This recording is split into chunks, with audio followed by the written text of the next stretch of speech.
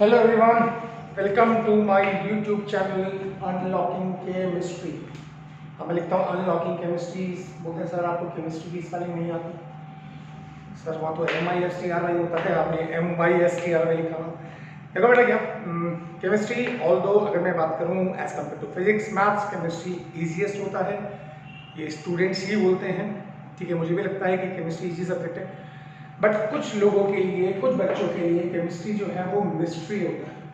ठीक है, इसीलिए बहुत सोचने के बाद I have given this name to my channel, that is unlocking chemistry, where we are going to unlock the mystery if any of chemistry. यानी कि हम इस चैनल पे केमिस्ट्री अगर मिस्ट्री है आप लोगों के लिए तो उसको पूरी तरह से अनलॉक करने वाले हैं। ठीक है, अब हम काम की बात पे आते हैं। ये वीडियो किसके लिए है? ये वीडियो क्लास 11th के बच्चों के लिए है जो अभी 10th से 11th में आए हैं। 10th में नॉर्मली बच्चों का स्कोर होता है 90+। ठीक है, कोई 10 CGP लेके आता है, कोई 9.5 CGP लेके आता है। तो जब वो 10th से 11th में आते हैं तो अब मैं बच्चों को 3 पार्ट्स में डिवाइड करता हूँ। बच्चे कितने प्रकार के? 3 प्रकार के। पहला बच्चा कौन सा? जो डेडिकेटेड है 10th के बाद कि नहीं मुझे तो GE निकालना है या नीट निकालना है या कोई और कॉम्पिटिटिव एग्जाम निकालना है। दूसरा बच्चा वो होता है कि जिसने अभी 10th पास की है बट अभी वो सीरियस नहीं है, मतलब सीरियस इन द सेंस कि he wants to score good in the board examinations. He और शी जो भी है उनको बोर्ड एग्जामिनेशन में तो अच्छा करना है, पर उनको अभी कंपटीशन लेवल नहीं पढ़ना है। ये मैं अपने इतने साल 22 साल के एक्सपीरियंस से बोल रहा हूँ। और तीसरे तरह के बच्चे वो होते हैं जो या तो दोस्तों के साथ, जिनको साइंस में ज़्यादा इंटरेस्ट नहीं है, पर क्योंकि दोस्त साइंस ले रहा है तो बेटा मैं भी साइंस ले लेता हूँ, या किसी के पेरेंट्स ने फोर्सफुली साइंस सिखा दी है, they don't have much interest in science, है ना। तो 3 तरह के बच्चे होते हैं। तो ये वीडियो सब प्रकार के बच्चों के लिए, हर तरह के बच्चों के लिए।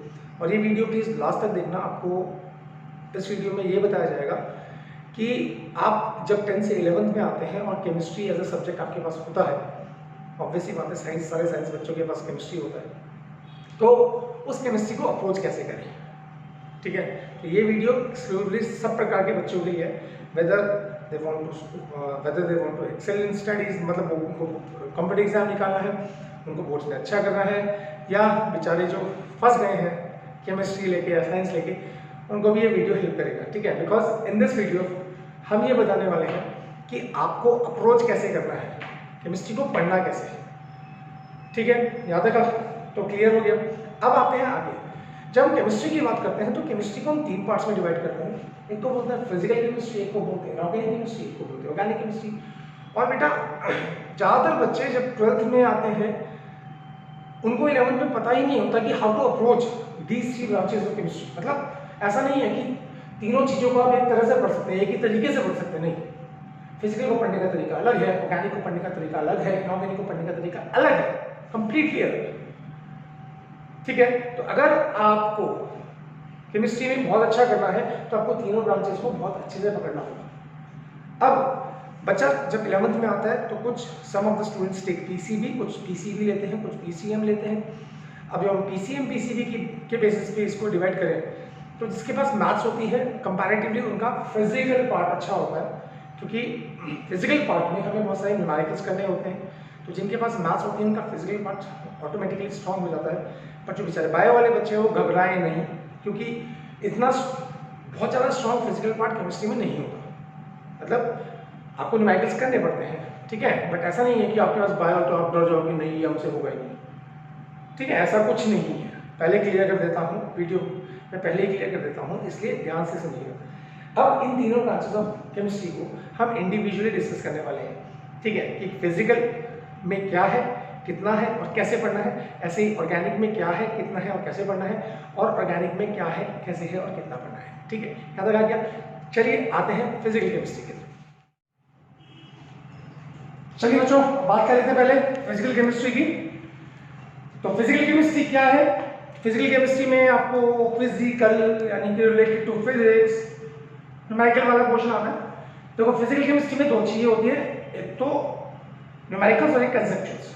ठीक है, पहले बात कर लेते हैं क्या है फिजिकल केमिस्ट्री में। आपके 6 चैप्टर्स हैं, some basic concepts of chemistry, structure of atom, periodicity and properties, states of matter, chemical thermodynamics and equilibrium. ठीक है, and some of the very important topics for competitive exam like chemical thermodynamics, equilibrium, structure of atom, they are one of the most important chapters of physical chemistry. ठीक है, और 11th की comparison में थोड़ा सा इसको मैं एज देता हूँ, थोड़ा सा डिफिकल्टी लेवल थोड़ा सा ज़्यादा होता है 12th की कंपैरिजन में, सॉरी।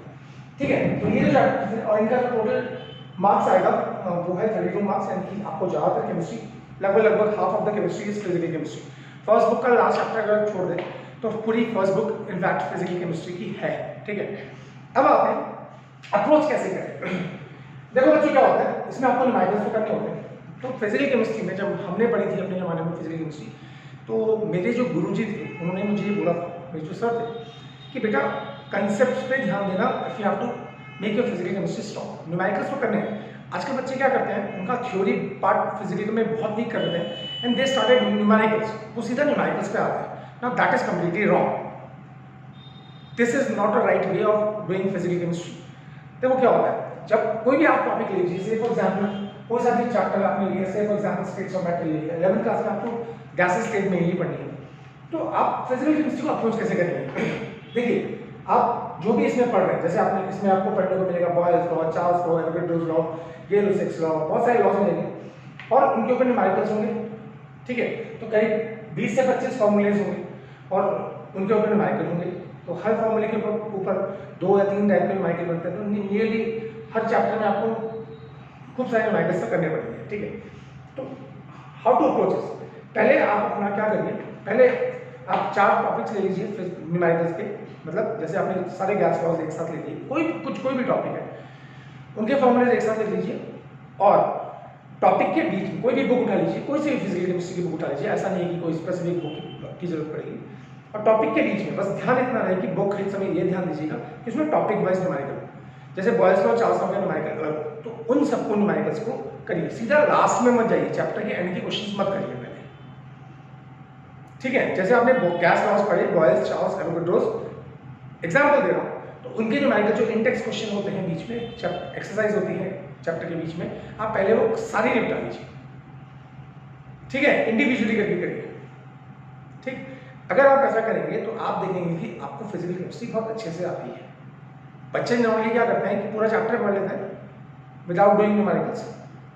ठीक है, और लास्ट में न्यूमेरिकल्स करने जाते हैं, फिर वो फंसते हैं। This is not a right approach of doing the physical chemistry. ठीक है, मैं क्या सजेस्ट करूंगा, मैं सजेस्ट करूंगा कि पहले आप टॉपिक पढ़िए, 3 टॉपिक पढ़िए, 4 टॉपिक पढ़िए, उनके सारे न्यूमेरिकल्स निपटा लीजिए, then move to the 5th और 6th टॉपिक। ठीक है, तो आप ये देखेंगे कि आप चैप्टर को 3 हिस्सों में डिवाइड कर देंगे। पहले आपने 5 टॉपिक्स किए, 5 टॉपिक्स किए, 5 टॉपिक्स किए, उनके न्यूमेरिकल्स किए, फिर उनके न्यूमेरिकल सेकंड वाले पार्ट के न्यूमेरिकल किए, फिर थर्ड वाले पार्ट के न्यूमेरिकल किए। तो बाय डूइंग सो आप 70 से 80 न्यूमेरिकल कर चुके होंगे हर चैप्टर में। अगर आप ऐसा करेंगे तो आप नियरली इतने न्यूमेरिकल्स कर चुके होंगे। और जब अगर आपने इतने न्यूमेरिकल्स कर लिए तो याद रखिए फॉर्मूला आपको फॉर्मूले आपको सारे लर्न हो चुके होंगे। अब बच्चे क्या करते हैं, बच्चे थ्योरी पढ़ते नहीं है, सारे फॉर्मूले एक साथ लिख लेते हैं and they start doing the numericals. अब देखो बेटा क्या, आजकल लैंग्वेज बेस्ड न्यूमेरिकल ज़्यादा आते हैं और फॉर्मूला बेस्ड न्यूमेरिकल कम आता है।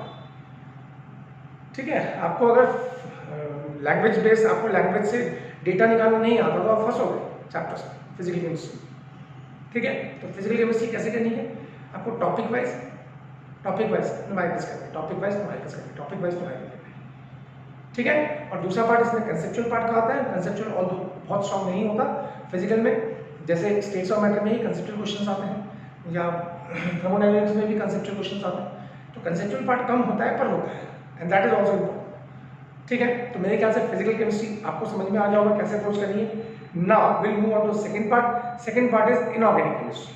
ठीक है, तो अब आते हैं इनऑर्गेनिक केमिस्ट्री। इनऑर्गेनिक केमिस्ट्री के ऊपर पहली बात क्या है इनऑर्गेनिक केमिस्ट्री।